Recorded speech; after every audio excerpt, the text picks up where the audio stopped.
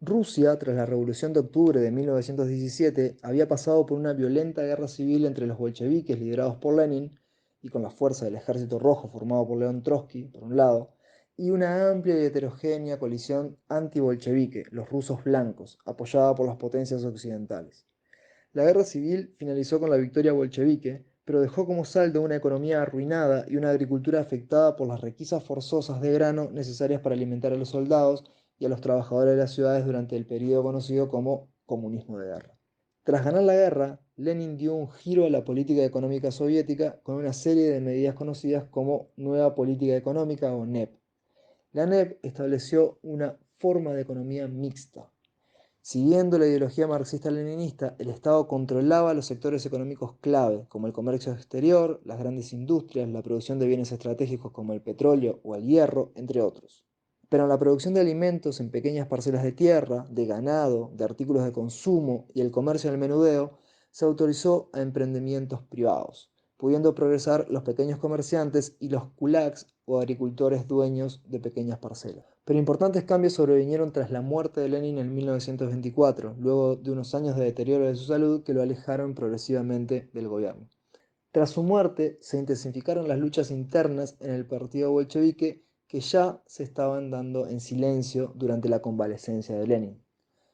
Durante los años siguientes, varios líderes se disputaron el poder. El triunvirato formado por Zinoviev, Kamenev y Stalin desplazó en 1925 al más destacado de los posibles sucesores de Lenin, el creador del Ejército Rojo, León Trotsky, condenado al exilio finalmente en 1927.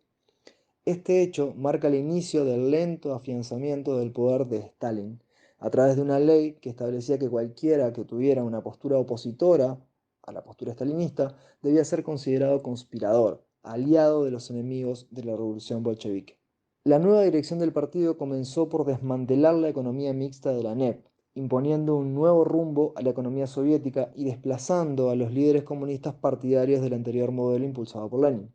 A partir de 1929 se impuso la planificación centralizada de la economía por el Estado mediante planes quinquenales creados por una agencia del gobierno, el Gosplan. Se buscaba en primer lugar la industrialización acelerada del país. La necesidad de suministros para viabilizar ese desarrollo industrial llevó a su vez a la liquidación de toda forma de propiedad privada de la tierra, obligando a los campesinos a integrarse a granjas colectivas controladas por el Estado en un proceso convulsionado que produjo muertes y deportaciones masivas hacia los campos de trabajo forzado o gulags de los campesinos opositores. Las pequeñas parcelas privadas y la tierra de las aldeas campesinas serían fusionadas en grandes unidades de producción, los coljos,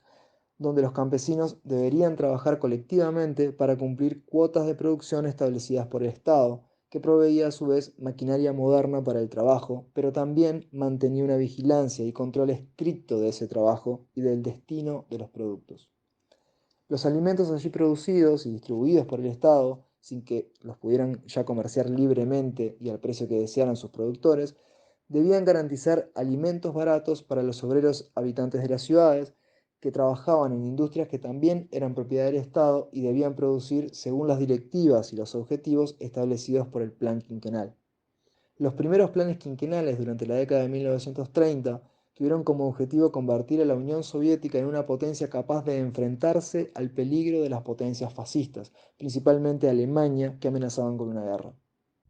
Con el desplazamiento de Trotsky, que mantenía la idea de exportar la revolución al resto de Europa, y con la nueva planificación económica para industrializar a la Unión Soviética, se habla de que Stalin priorizó el objetivo de convertir a la Unión Soviética en potencia por sobre el objetivo de la revolución proletaria mundial, estableciendo el principio del socialismo en un solo país. Pero el poder de Stalin no era absoluto, solo progresivamente fue desplazando a los antiguos aliados políticos con los que se había unido para desplazar a Trotsky. Zinoviev y Kamenev fueron juzgados y condenados a muerte. Los trotskistas primero, los aliados de Zinoviev y Kamenev más tarde, fueron todos identificados por los agentes de la policía política y muchos de ellos juzgados en juicios farsa, donde eran obligados a confesar sus crímenes públicamente tras ser torturados. Las figuras menores eran enviadas a los campos de trabajo forzado, a los gulags, mientras que los líderes importantes fueron expuestos en juicios públicos.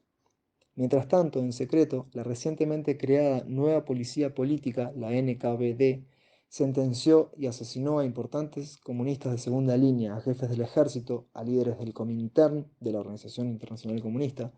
a comunistas extranjeros refugiados en la Unión Soviética e incluso al propio líder de la NKVD que había dirigido la primera purga, a Yezhov, que fue sustituido por alguien más obediente a Stalin, Laurent Beria.